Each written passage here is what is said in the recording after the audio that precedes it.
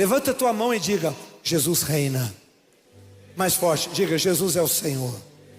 Olha para teu irmão e diga: para nós não existe derrota, existem lições. Pode dar uma salva de palmas bem forte. Amém. Para nós não existem derrotas, existem lições. Por quê? Presta atenção. Quando nós ganhamos, nós celebramos. Mas quando nós perdemos, nós crescemos. Não ouvi? Vamos repetir? Quando nós ganhamos, nós celebramos. Todo mundo que ganha faz festa, celebra. Mas pronto, né? Um monte de defeito, um monte de limites, um monte de dificuldades fica debaixo do tapete. Mas quando muitas vezes você não tem o resultado que você quer, quando você tem um resultado na contramão da tua expectativa, você às vezes não passa no concurso, você não passa no vestibular, o resultado veio na contramão da tua expectativa. E daí? O que você vai fazer? Cresce, faz assim, ó, diga: vou crescer. Quantos concordam que o Brasil vai crescer agora porque vai aprender muita coisa? Diga amém, Jesus. Claro que nós estamos tristes pelo resultado, claro que choramos, né, pelo resultado, lógico. Mas e daí? Nós vamos ficar mexendo na ferida, coçando a ferida, ou vamos crescer? Eu não sou disso, eu quero crescer, eu vou para frente. Posso dar uma palavra profética? O avivamento de Deus vai fluir nas igrejas. Nossas igrejas vão lotar. As pessoas vão precisar de nós mais do que nunca. As pessoas vão precisar extremamente de gente que ama, de gente firme, de gente que dá carinho, de gente que ouve, de gente que abraça, de gente que diga: vamos para frente. Amém ou não? Porque muitas vezes as pessoas estão em cima daquilo que é natural, daquilo que é humano. Qual que é a base da tua confiança? Ah, é fulano, é esse ciclano. Ah, é? A minha não. A base da minha confiança está na palavra de Deus, na promessa de Deus, que não falha, que não cai por terra jamais. Então pode abalar o céu, pode abalar a terra, né? Aliás, o Salmo 46 fala isso: abale os céus e a terra, tua palavra jamais será abalada. Eu quero começar lendo com você hoje, e dou um abraço a todos os nossos bispos, pastores, todos os coordenadores que estão em videoconferência nessa noite, né? Eu tinha prometido que eu estaria pregando e começaria às 20h20 e cravado conforme eu combinei com vocês. Projeta para mim o texto de Eclesiastes 9, de 11 a 14. Eclesiastes 9, de 11 a 14. Projeta para mim esse versículo, por favor. Diz assim: vi ainda debaixo do sol, que não é dos ligeiros o prêmio, não é dos valentes a vitória, próximo, nem tampouco dos sábios o pão. O sábio tem muita sabedoria, e a sabedoria pode trazer fartura, abundância. Nem ainda dos prudentes é a riqueza, nem dos inteligentes é o favor. Porém, tudo depende de quê? Das circunstâncias, tempo e do acaso. Fale comigo: tempo e acaso. Diga: circunstâncias. O tempo e o acaso formam as circunstâncias. Se você ler esse versículo bem criteriosamente, eu precisaria ter muito tempo, né? Quase uma conferência, porque esse versículo nos dá cinco habilidades fantásticas que as pessoas normalmente delegam a uma dessas habilidades o fato das vitórias. Projeta de novo, por favor, uma por uma, com calma. Então ele diz: eu vi que não é dos valentes. Primeiro o que ele fala né? Debaixo, que não é dos ligeiros o prêmio. Primeiro ele fala pessoas rápidas, pessoas ligeiras, pessoas que correm.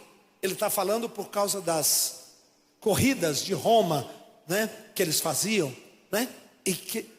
Como que não é do ligeiro? é o ligeiro que ganha. Não, ele pode cair, ele pode tropeçar, ele pode ter um problema enquanto na corrida, no percurso. Coisas podem acontecer.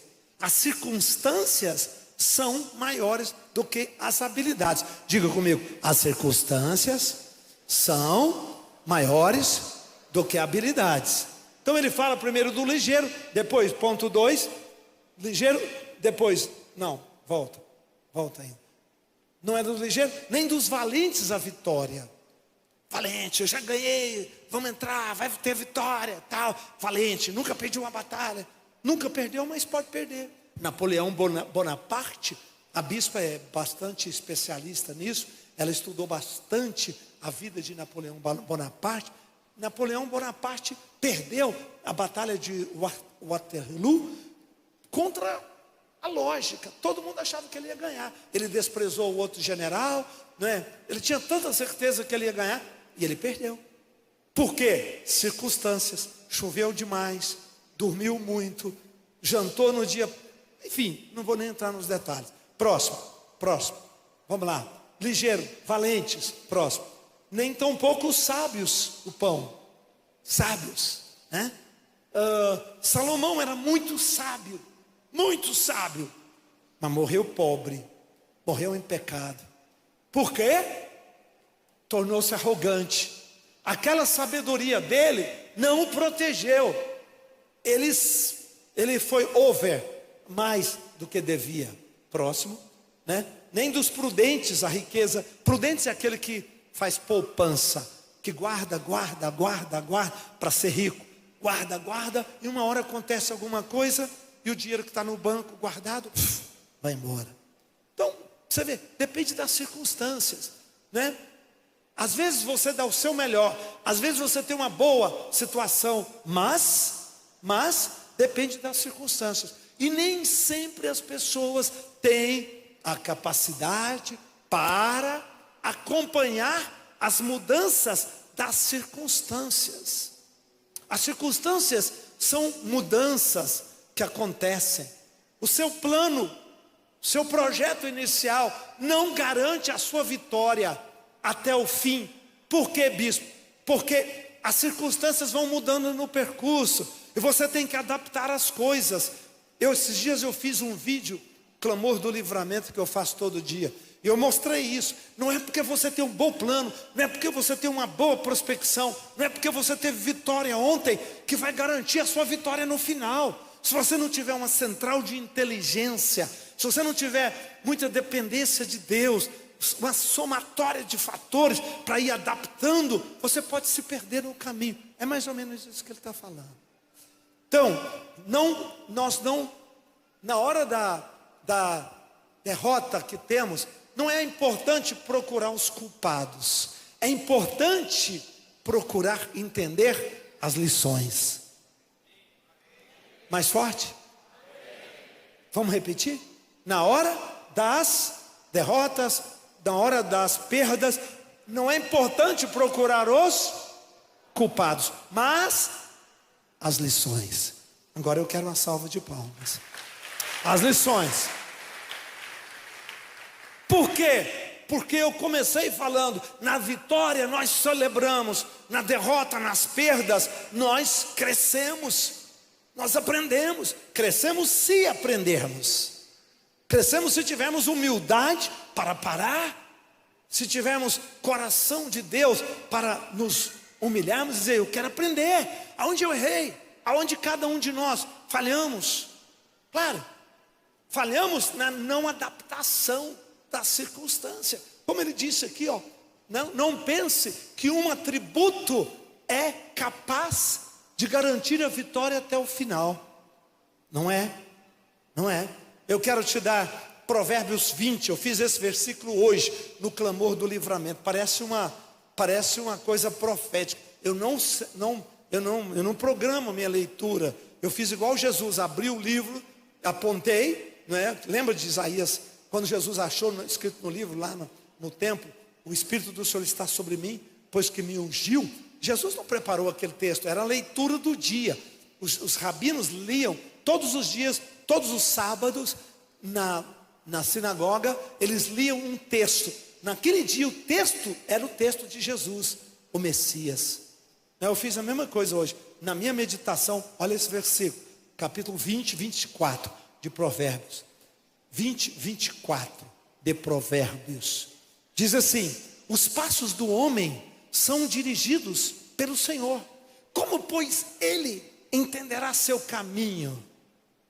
Como ele, pois, entenderá seu caminho? Tem coisas na sua vida, tem coisas que vêm na contramão da tua expectativa. Eu comecei a pregar isso desde o começo do mês, desde o começo de outubro. Tem coisas que vêm contra a tua expectativa, o teu desejo.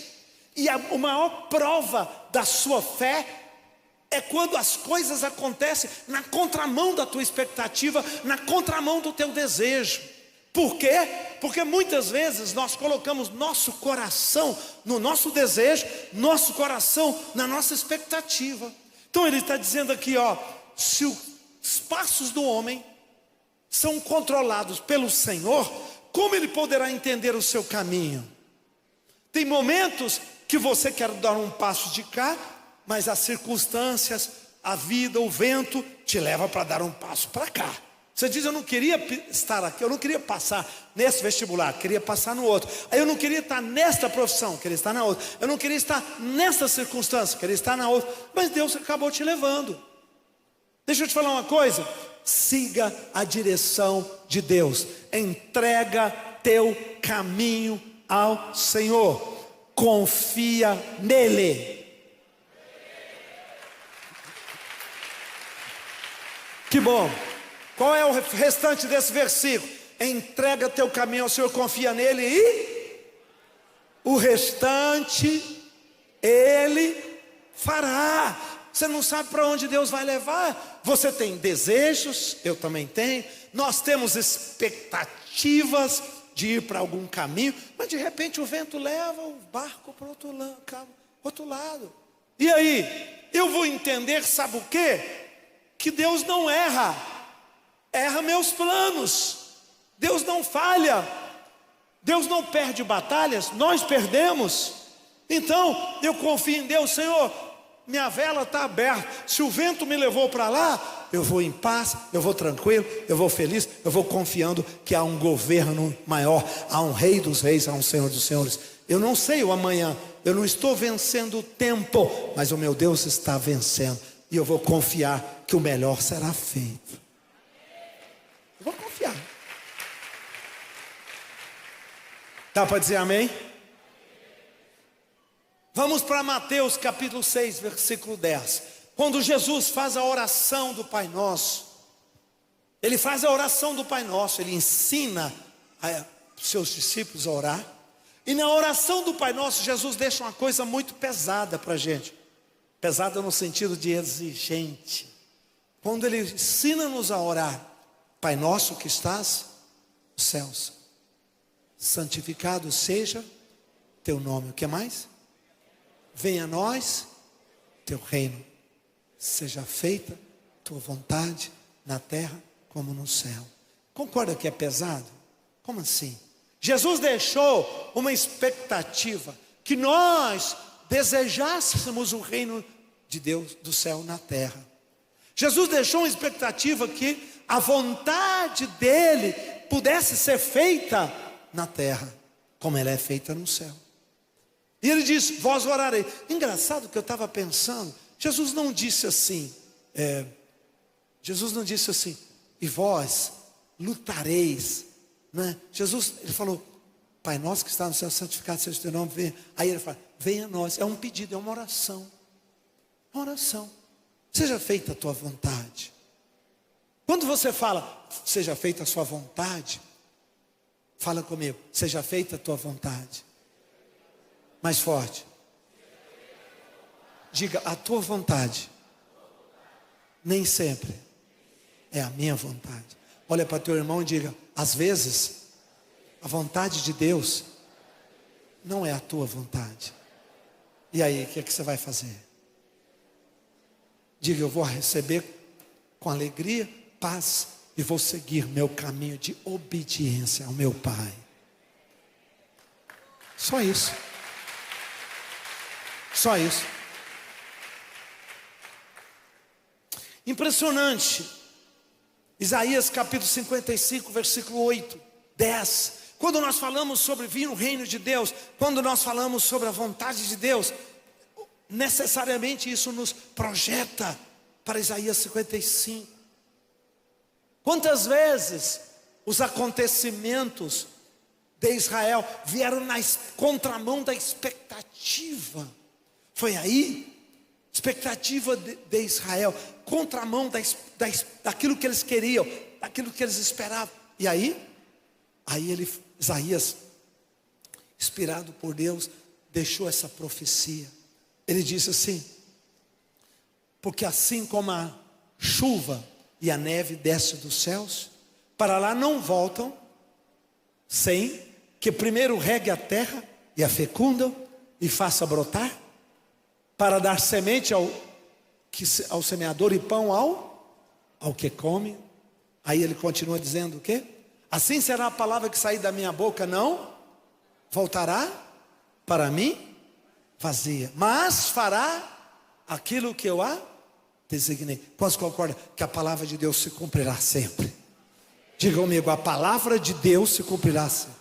Olha para teu irmão e diga: não necessariamente nossos desejos, nossas vontades, nossas expectativas, mas a palavra de Deus jamais voltará vazia. Por isso que a coisa mais importante é ter uma palavra de Deus. Isso. Faz assim com a tua mão e diga: eu não vou viver pela minha vontade, nem pelas minhas expectativas. Faz assim, ó: Deus, faça-me mover por uma palavra. A tua palavra é segura, ela é firme e ela não decepciona. Amém. Aleluia. Meu desejo me decepciona, teu desejo te decepciona, tua expectativa te decepciona, minha expectativa me decepciona, mas a palavra de Deus não vai nunca decepcionar. Próximo versículo, tem mais um que eu quero chegar. Prosperará naquilo que eu designei. Próximo versículo. Acha para mim aí, quando ele diz: meu caminho não são os vossos caminhos, meus pensamentos não são os vossos pensamentos. Olha, porque eu peguei o texto todo, né?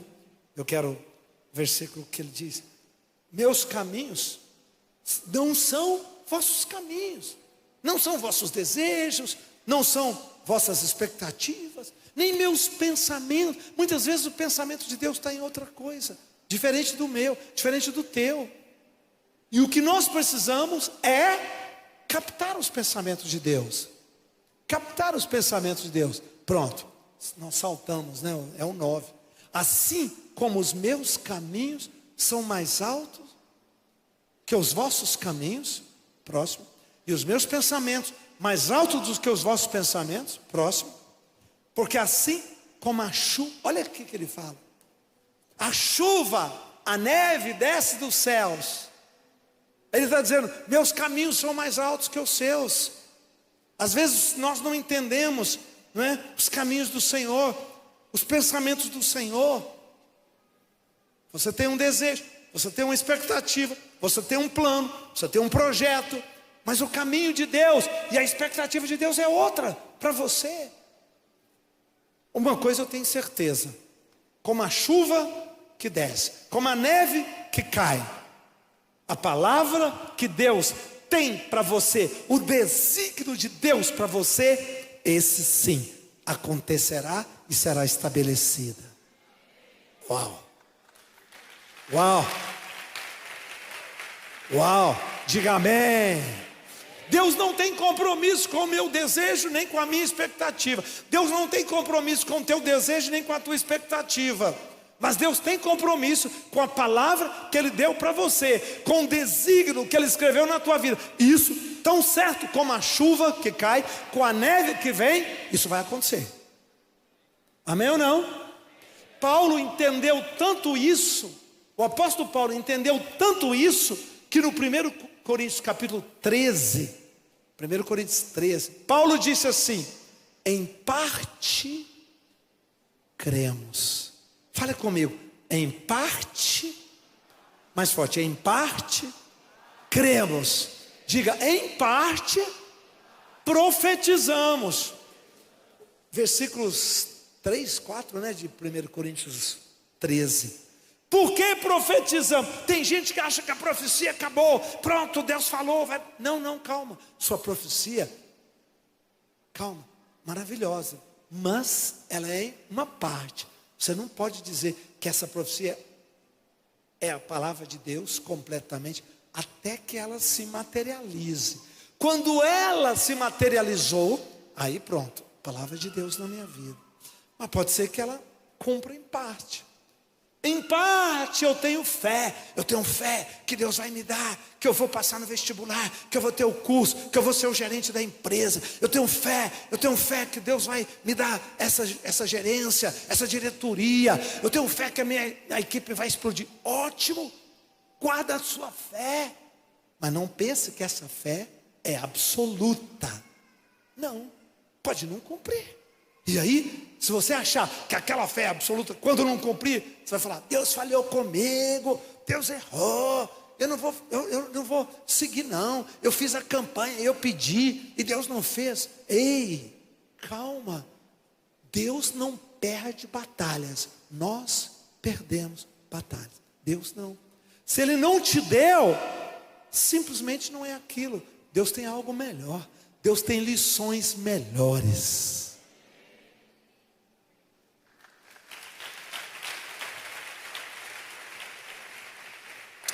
Levanta a mão e diga, eu recebo essa palavra. Em Mateus capítulo 13, versículo 24 a 26, tem uma parábola maravilhosa. Maravilhosa. Para nós que pensamos que o seu projeto inicial é o projeto final. Não. Você começa uma caminhada, pode ir para outro lado. Por quê? Olha o que Jesus fala. Olha o que Jesus fala. Jesus fala isso para todos nós, líderes, apóstolos, bispos, todos, pastores, todos, pai, mãe, cuidado com a sua casa, cuidado com a sua família. Por quê? Projeta para mim, Mateus 13, 24 a 26, riquíssimo. Outra parábola Jesus lhe propôs, dizendo, o reino dos céus é semelhante a um homem que semeou uma boa semente no seu campo. Fala comigo, uma boa semente no seu campo. O que é uma boa semente? É um bom projeto. Você está bem, você está numa posição boa, você está como um diretor da empresa, um presidente, você está com um bom negócio. Seu campo tá bom, está bem cuidado. Só que isso é o início. Isso não te garante todos os dias, semanas e meses que vai ser assim. Calma. Aí ele diz, outra forma de falar isso é, cuidado, como você termina é mais importante que como você começa. Às vezes você começa bem demais, mas olha a parte B. Parte B. Enquanto nós, os homens, dormiam, veio o inimigo dele. A gente não conta com o inimigo entrando, né, no processo. A gente acha que o inimigo não vai entrar no processo. Você sublima a ação do inimigo, as forças do inimigo, a semeadura do inimigo, o trabalho do inimigo. Enquanto os homens dormiam, quando a gente dorme, a gente não percebe, a gente desliga da realidade. Todo sono é um desligar da realidade. Enquanto dormíamos, o inimigo veio e semeou o joio no meio do trigo e retirou-se. Aí está o problema. Começa o joio a aparecer. E aí cresceu o joio e também cresceu o trigo. E um estava matando e sufocando o outro. Então veio os servos e disseram, existe joio no meio. Acordaram tarde. Acordaram tarde. Existe joio. Existe briga. Existe contendas, existe ciúmes, existe arrogância, prepotência, existe distanciamento, né? A pessoa está meio, não viu, está dormindo. A melhor coisa é essa. E aí o joio começa a aparecer. Por isso que Deus diz: meus caminhos são mais altos que os seus caminhos, meus pensamentos são mais. Eu vejo detalhes que vocês não veem, eu vejo coisas que vocês não veem, e que essas coisas que vocês não estão enxergando são joio, e isso pode estragar a colheita, isso pode minar a colheita e frustrar sua colheita. Parece que nós estamos vivendo isso esse mês todinho, né? Toda hora vem, você está numa expectativa, vem a colheita frustrada, está expectativa, vem outra colheita frustrada. Agora, aí as pessoas tendem a dizer: Deus falhou. Não, nós dormimos. Jesus falou que é humano isso. Jesus mostrou que isso é uma realidade no reino de Deus. Nós, às vezes, somos dispersos. A gente confia tanto, quando você está empoderado, quando você está numa posição de poder, você tem tanta segurança que está tudo sob controle, que vai dar certo, que nós subestimamos as pequenas falhas. Às vezes é num casamento. Valoriza sua mulher, valoriza seu marido. Quero ouvir um amém. Checa todo dia. Fala comigo, fala, checa todo dia. Diga eu te amo, manda uma mensagenzinha. Amém ou não? Não deixa o inimigo semear o joio. Checa como está teu filho. Como está filho? Não, está tudo bem, né? Não presuma mais do que deve. Muitas vezes nós presumimos que as coisas vão continuar, e aí vem a decepção. Meu filho, minha filha está andando com aquela pessoa, né? Meu Deus, está namorando. Mas como que eu não vi isso? Como você não viu? Pois é, humano, né? A gente dormiu, né? A gente dormiu. Quando vê o estrago, aparece. O estrago aparece. Levanta a mão e diga, faz assim nos olhos, diga: abra meus olhos. Diga: abra meus ouvidos. Diga: para ver quando o inimigo estiver semeando o joio. Diga: eu vou arrancá-lo em nome de Jesus Cristo.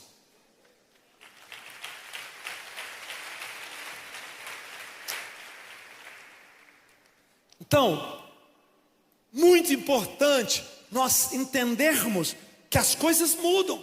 Existem muitas variáveis que vão aparecendo, e nós temos que ter a capacidade de ver e corrigir a rota. Isso te leva à dependência total de Deus. Isso nos leva para o altar, para o jejum, para a oração, na dependência da sua perfeita, boa e agradável vontade. Diga comigo: não existe derrotas, existem lições. Olha para teu irmão e diga: não existe derrotas, existem lições. Quero ouvir um amém mais forte. Deixa eu te perguntar uma coisa: qual o milagre mais fantástico na vida do rei Davi? Qual o milagre mais fantástico, mais sobrenatural da vida do rei Davi? Qual foi? Toda a vida dele. O que você acha que foi o acontecimento mais fantástico, sobrenatural na vida de Davi? Qual foi? Golias. Golias. Quem acha que Golias foi um milagre? Levante a mão. O episódio de Golias representa um milagre. Levante a mão. Deixa eu te fazer uma pergunta. Qual foi o milagre de Deus para Davi no episódio de Golias? Qual foi? Foi derrubar Golias? Não, não foi. Qual foi o milagre? O milagre foi Davi estar no lugar certo na hora do desafio de Golias. Só isso. Por que, bispo? Mas Deus derrubou um gigante. Perdão, não foi Deus que derrubou o gigante. Como assim? Enquanto todos os soldados de Israel dormiam, Davi treinava. Só isso. Davi afinava sua competência. O milagre foi Davi estar lá e escutar o grandão arrotando arrogância. Foi isso. Mas por quê? Porque quando chegou aquele momento, Davi tinha competência, Davi tinha as características necessárias para aquele confronto de acertar uma pedra em uma fenda de 5 centímetros. Não foi. O anjo de Deus não apareceu igual Daniel. Daniel, o anjo apareceu. Daniel estava no fogo, na fornalha, os leões, e o anjo, apareceu o anjo, o quarto homem, andando entre eles com labaredas de fogo. Ali sim, aquilo é sobrenatural. Davi não.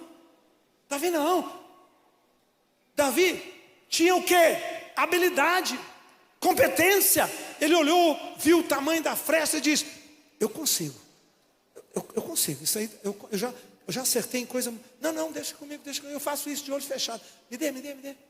Porque ele tinha habilidades, competências. A pedra, sabe quanto foi a velocidade daquela pedra que ele atirou? 150 km por hora. Sabe qual é o impacto de uma pedra de 150 km por hora, mais ou menos de 15 a 20 gramas? Uma pedra de 15 a 20 gramas a 150 por hora é ou equivale a um tiro de um 38, igualzinho. O impacto foi um tiro de 38. Nós pusemos isso na Bíblia científica. Eu pus isso lá. Próxima edição, que for os próximos livros, nós vamos mostrar para você. Foi um tiro de 38. Pum! Agora, a habilidade. Só um minutinho. Saul, quando foi ungido, ele foi ungido porque também ele tinha uma habilidade para aquele momento. Para o primeiro momento, Saul era fantástico. Para a primeira fase, Saul respondia. Ele tinha liderança, ele tinha tamanho, ele tinha força. Saul tinha várias qualidades, mas ele dormiu. Como Jesus falou na parábola, ele dormiu. E o inimigo semeou gigantes. Ele não pensava que ele poderia enfrentar gigantes. Ele nem imaginou isso. Então ele não foi treinar. Ninguém do exército foi crescer, se aperfeiçoar.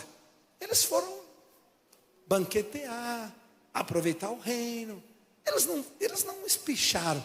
Eles não aumentaram as suas competências. Aí apareceu Golias. Eles não sabiam o que fazer com Golias. Eles não tinham a resposta para a demanda que Golias trazia. Aí Deus encontrou um garoto ruivo que tinha isso. E Davi, pronto. Então não foi muito um milagre, foi uma contingência. Por isso que Eclesiastes diz: não depende do veloz, não depende do sábio. Davi não tinha nenhuma dessas características. A habilidade de Davi era única: funda, acertar alvos a longa distância, onde uma flecha não chegava, onde uma lança não chegava, onde uma espada não alcançava. Davi nunca fez corpo a corpo, ele era baixinho, mas ele tinha uma precisão. E o milagre foi Deus colocar aonde a habilidade dele respondia.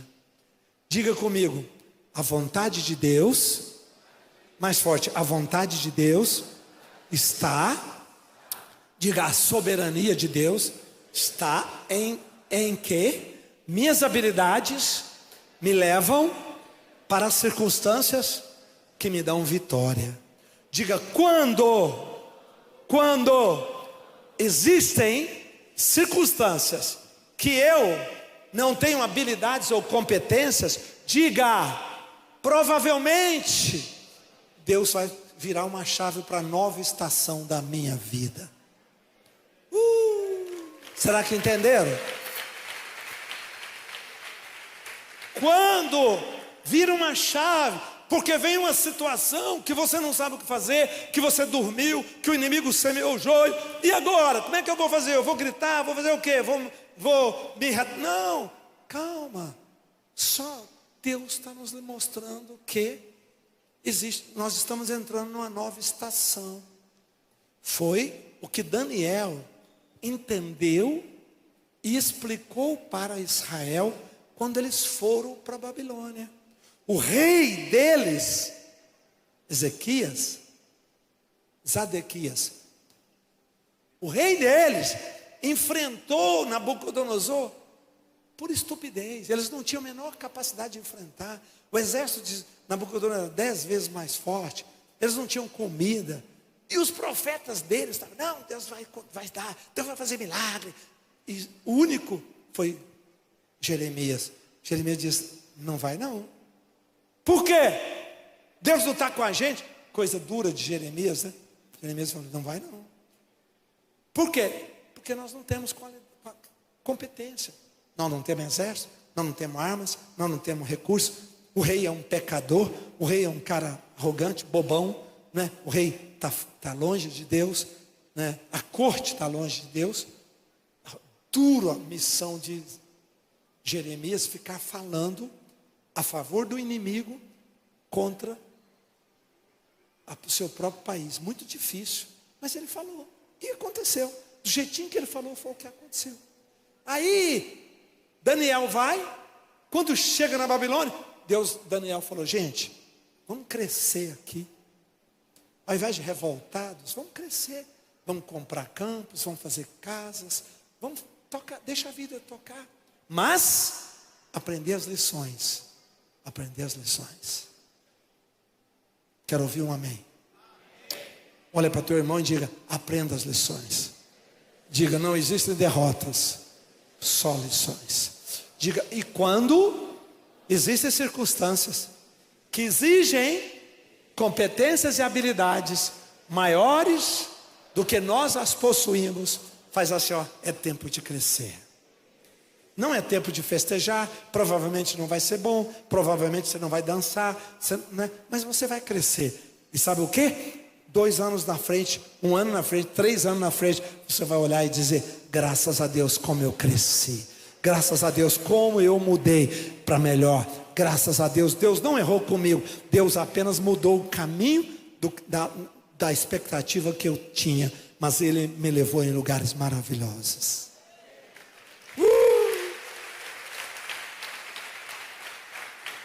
Quantos estão esperando muito avivamento? Eu estou esperando avivamento de Deus. Quantos estão esperando muito mover de Deus? Eu estou esperando muito mover de Deus. Sabe por quê?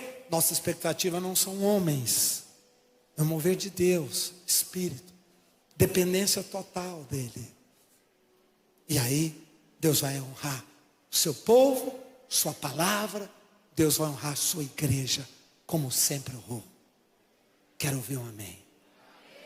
Você jamais será abandonado. Você não olha para o homem, você não depende do homem, você depende de Deus, você olha para Deus, você vai ficar maior, você vai crescer mais. Deus vai te levantar em lugares mais altos.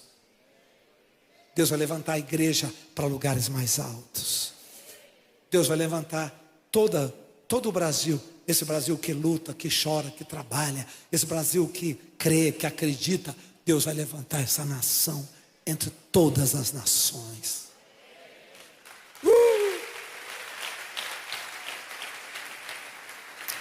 Queridos, eu tenho tanta coisa para pregar nessa direção, palavra, mas eu acho que está bom por hoje.